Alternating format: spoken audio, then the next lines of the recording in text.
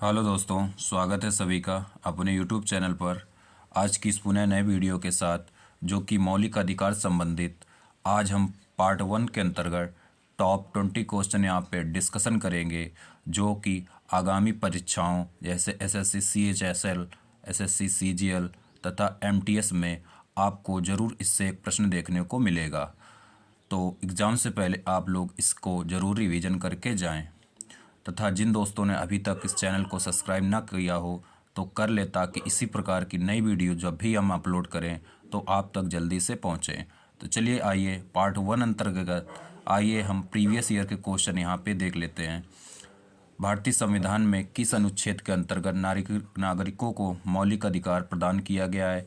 तो नागरिकों को जो मौलिक अधिकार दिया गया है वो अनुच्छेद 12 से लेकर 35 तक इसका प्रावधान है।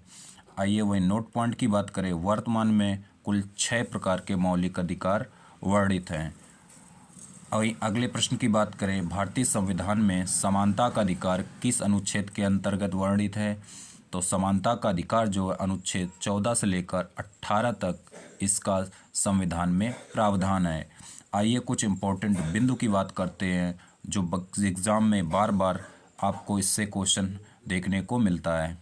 पहला है विधि के समक्ष समानता का अधिकार, ये अनुच्छेद 14 के अंतर्गत आता है। वहीं धर्म, जाति, लिंग के आधार पर विभेद, ये अनुच्छेद 15 के अंतर्गत आता है।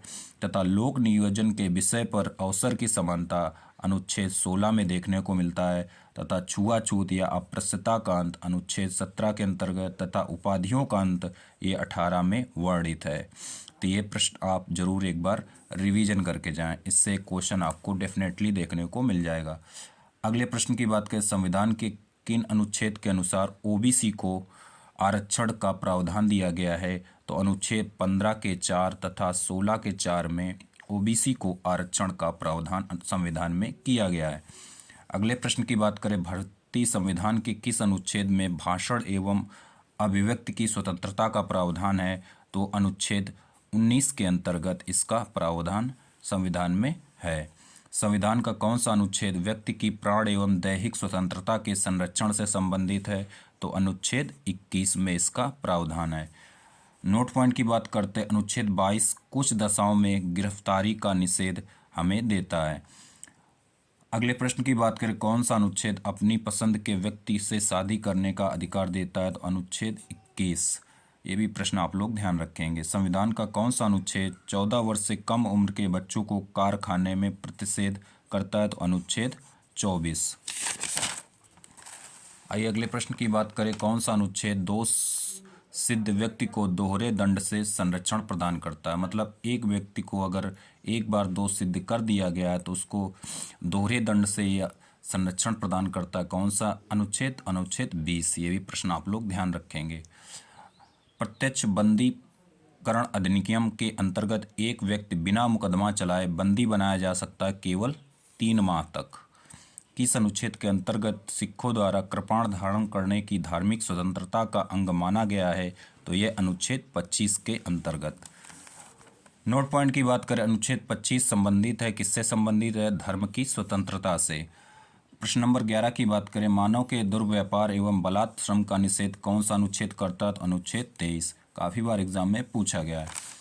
अल्पसंख्यक वर्ग के को अपने शिक्षण संस्थान की स्थापना एवं प्रशासन करने का अधिकार कौन सा अनुच्छेद देता है उन्हें? तो ये अनुच्छेद 30 के अंतर्गत उनको यह प्रावधान है। संवैधानिक उपचारों का अधिकार संविधान के किस अनुच्छेद के अंतर्गत आता है? तो अनुच्छेद 32 के अंतर्गत। अनुच्छेद 32 को डॉक्टर भीमराव अंबेडकर ने उपचारों का अधिकार बताया। तो ये भी प्रश्न आप लोग पॉइंट ध्यान रखेंगे। प्रश्न नंबर 14 की बात करें, भारतीय संविधान में किसे मौलिक अधिकारों का संरक्षक माना गया है? तो न्यायपालिका को, मतलब सुप्रीम कोर्ट तथा हाई कोर्ट को। अभिव्यक्ति व्यक्तिगत स्वतंत्रता के लिए उच्च न्यायालय निम्न में से कौन सी रिट जारी करता है? तो बंदी प्रत्यक्षीकरण। प्रश्न नंबर 16 की बात करें, संवैधानिक उपचारों में किसे पोस्टमार्टम भी कहा जाता है? तो उत्प्रेषण को।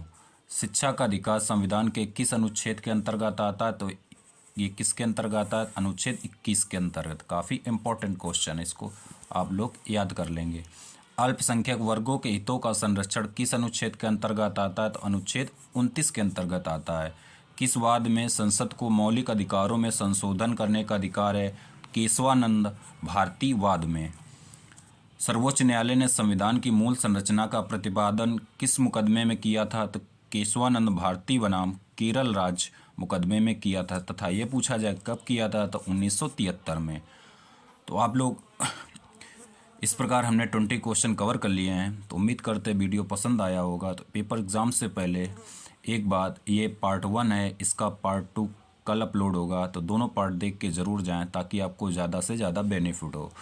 चलते हैं नेक्स्ट वीडियो के साथ, मिलते हैं कल। तब तक के लिए जय हिंद।